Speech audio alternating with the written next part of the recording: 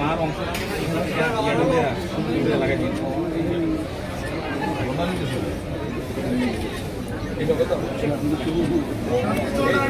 কত্তা এদিকে দিন এদিকে দিও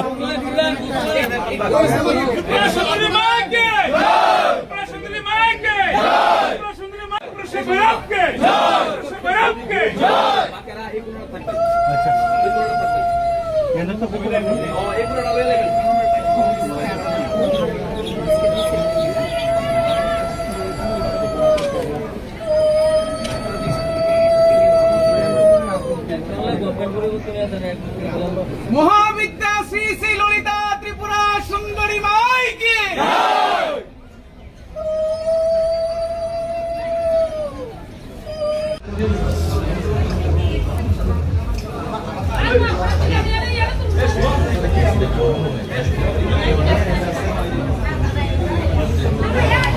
দেখুন, মানে কথার বিষয় না, বিষয়টা হচ্ছে যে পশ্চিমবঙ্গের জয়টা শুধু পার্টির জয় না, সেটা পশ্চিমবঙ্গের মানুষের অস্তিত্বের জয়। মানুষের অস্তিত্ব কাহিল ছিল ওই রাজ্যটার মধ্যে। বলার অধিকার নেই, কাজ করার অধিকার নেই, মহিলাদের বেরোনোর অধিকার নেই, যুবাদের রোজগার করার অধিকার নেই। তো ওটা থেকে তিক্ত হয়ে গেছে পশ্চিমবঙ্গ। তো তার জন্য মাননীয় প্রধানমন্ত্রীজিকে আমি ধন্যবাদ জানাই যে ওনার মার্গদর্শন এবং ওনার পথ দেখানোর যে রাস্তা আছে সেই রাস্তা দিয়ে আমরা কাজ করেছি। আর পশ্চিমবঙ্গের মানুষ বেরিয়ে এসছে, 93% ভোট করেছে। ইলেকশন কমিশনকে ধন্যবাদ জানাই যে একটা পিসফুল ইলেকশন করানোর কারণে মানুষ এসে তার ভোটাধিকার প্রয়োগ করেছে। বিশেষ করে মহিলারা বড় মাত্রায় বেরিয়েছে। বাংলার শপথ নিয়ে দিল্লিতে বৈঠকে যোগ দিতে যাচ্ছেন, আলোচ্য বিষয় কি? দেখুন, শপথ নিয়ে যোগ দেওয়ার জন্য যাচ্ছি না আমি। শপথ তো কলকাতাতেই হবে।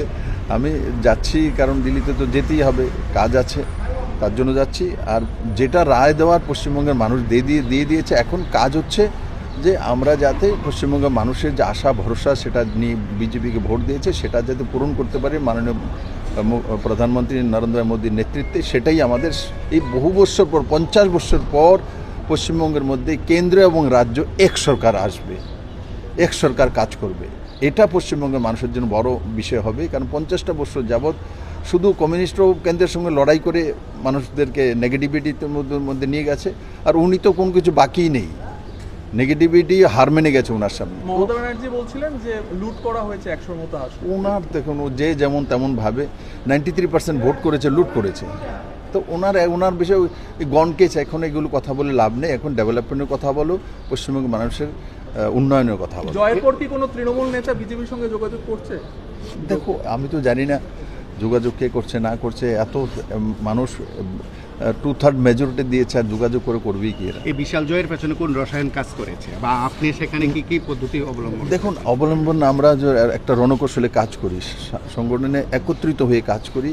আর সেটা মাননীয় গৃহমন্ত্রী অমিত ভাই সাহেব যে ডাইরেকশন আছে আর মোদির যে আশীর্বাদ, দুইটা মিলে কাজ করি। সবাই একসঙ্গে কাজ করেছি আর মানুষ আশীর্বাদ দিয়েছে, তার কারণে জয় হয়েছে। জয়টা মানুষের জয়। ত্রিপুরাতে টানা বামেদের ক্ষমতার অবসানে আপনার অন্যতম ভূমিকা ছিল বলে বলা হচ্ছে। কেরলে বাম শূন্য, গোটা দেশে সংসদীয় রাজনীতিতে বাম শূন্য। কি প্রতিক্রিয়া থাকবে আপনার? বাম তো লুপ্তপ্রায় প্রাণী, শেষ হয়ে গেছে। বামকে তুমি চাইলেও রাখতে পারবে না। ওদের যে ধারা, ওদের যে কি বলছে, তাদের যে নিয়ম কানুন, এগুলো এখন আর দুনিয়াতে চলে না। এখন এর যুগ চলে এসছে। ওরা বলবে ভাই গিয়ে কোদাল দিয়ে কাজ করে, এখন সবাই ডোজার নিয়ে কাজ করে। তো ওদের কথা তো চলবে না। এরা তো এখনও মানে লুপ্তপ্রায় হয়ে গেছে, পুরনো ধারায় কথা বলে। এগুলো চলে না রে ভাই। আজকাল দুনিয়া অনেক বেশি অ্যাডভান্স হয়ে গেছে। স্যার, শেষ প্রশ্ন, 18 আর 2026 কোন পরিবর্তনটা সবচেয়ে কষ্টের ছিল? প্রত্যেকটা পরিবর্তনই আলাদা একটা নিয়ম অনুসারে হয়, আলাদা একটা যুদ্ধ হয়। তো প্রত্যেকটার আলাদা আলাদা এক্সপিরিয়েন্স হয়।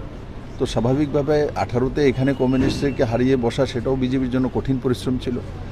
পশ্চিমবাংলাতে ওই জগদ্দল পাথর, যেটাকে আইন কানুন কোনো কিছুই মানে না, এমন একটা মহিলা সেখানে মুখ্যমন্ত্রী ছিল। তো সেটাকে সরানো, সেটা বহু কঠিন পরিশ্রম ছিল। সবাই মিলে করেছি, হয়েছে। পশ্চিমবঙ্গের মানুষকে ধন্যবাদ। স্যার, এই বড় জয় নিয়ে কি পিএম এর সঙ্গে কথা হয়েছে?